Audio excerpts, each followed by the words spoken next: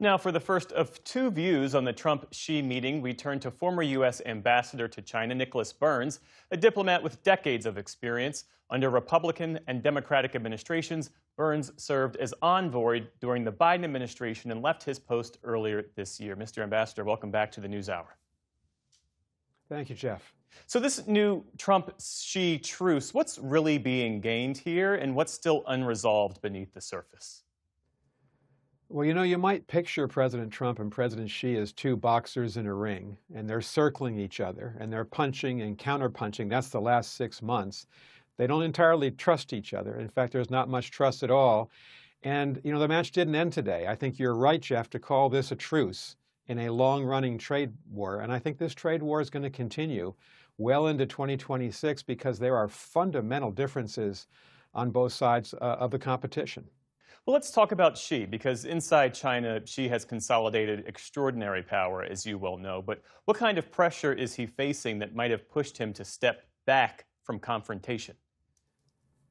He's facing a slowing economy. His GDP growth rate is not what they want. It's single digits. It's below 5%, despite what the Chinese say. They say it's 5%. It's really not.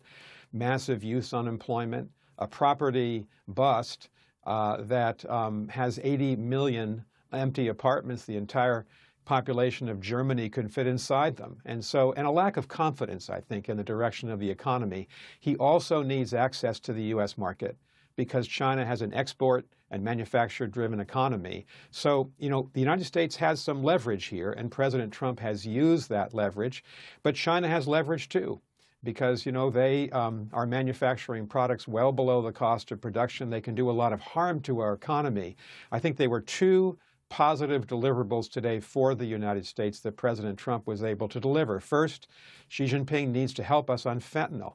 It's the leading cause of death in our society, Americans age 18 to 49, and the majority of the precursor chemicals that make up fentanyl come from the Chinese black market. Second, China is the largest market for American agriculture and has been for quite some time. And the Chinese played hardball this year. They didn't buy a single soybean from Midwest farmers. So President Trump was able to convince him to buy 12 million metric tons of soybeans this year, 25 million metric tons each year of the next 3 years.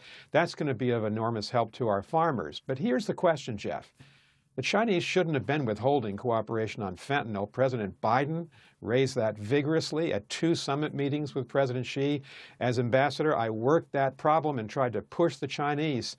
They never really gave us their full effort. And so I think President Trump was right to say to President Xi, you need to do more on fentanyl, you need to do more on agricultural sales, but will the Chinese actually meet their commitments? That's been a problem in the past. Fentanyl, agriculture. Let's talk about technology, because a major point of contention has been China's access to NVIDIA's advanced AI microchips, which, if allowed, could deal a major blow to the U.S. leadership in the AI race. President Trump today said that he and Xi discussed NVIDIA's access to China in general, but that he didn't personally sign off on any sales of the company's most advanced chips. What's your understanding of what that means in practice? I think this is a vital issue for the United States, and I really hope that the Trump administration will hold the line here and not allow the sale of advanced chips, semiconductors for AI purposes into the Chinese market. Why is that? Because in China, if we allowed NVIDIA or Intel or any other tech company to sell those advanced chips into the market, the government of China would reach into that Chinese company that purchased the chips and use it to help the PLA, the People's Liberation Army, modernize its military technology to try to compete with our military in the Indo-Pacific. And there's nothing more important than the United States remaining the strongest military power. We don't want China to leapfrog over us. And so, the fortunes of a couple of tech companies and their increased revenues from selling into China are simply not equal to the national security damage that would be done by allowing China access to these chips. President Biden put the prohibition in place 3 years ago. No chips, advanced chips into China.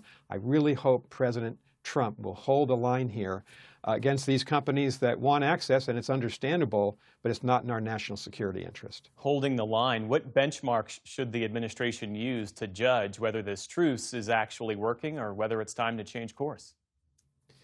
I think that's the right question. I think over the next couple of months, the Trump administration is going to have to hold China's feet to the fire. Do the right thing on fentanyl. You know, the Chinese used to tell me, we can't possibly, Ambassador, control thousands of Chinese chemical companies. And I would remind them, you're an authoritarian government. You can do whatever you want in this country. You can shut down the flow of these precursor chemicals. So that's certainly one. And certainly the second one is ag purchases. President Trump actually negotiated a major sale of American agriculture in 2019 and 20, which the Chinese never implemented. And so it's kind of interesting to me. I represented President Biden, obviously, as ambassador, but President Biden and President Trump have had a similar approach on trade. We implemented all of the Trump tariffs in the Biden administration towards China, and President Trump so far has implemented President Biden's 100% tariff, for instance, on the import of Chinese electric vehicles that would be very damaging to our auto industry. And so I hope we can keep a bipartisan consensus that while we want to live in peace with China, we want to cooperate when we can. This is largely a competitive relationship. And I felt I had an advantage as ambassador because Republicans and Democrats did sing off the same sheet of music. And I just hope the Trump administration and the president particularly will be as tough-minded as President Biden was on these issues. Former U.S. Ambassador to China, Nicholas Burns, thanks again for your time this evening. We appreciate it. Thanks very much, Jeff.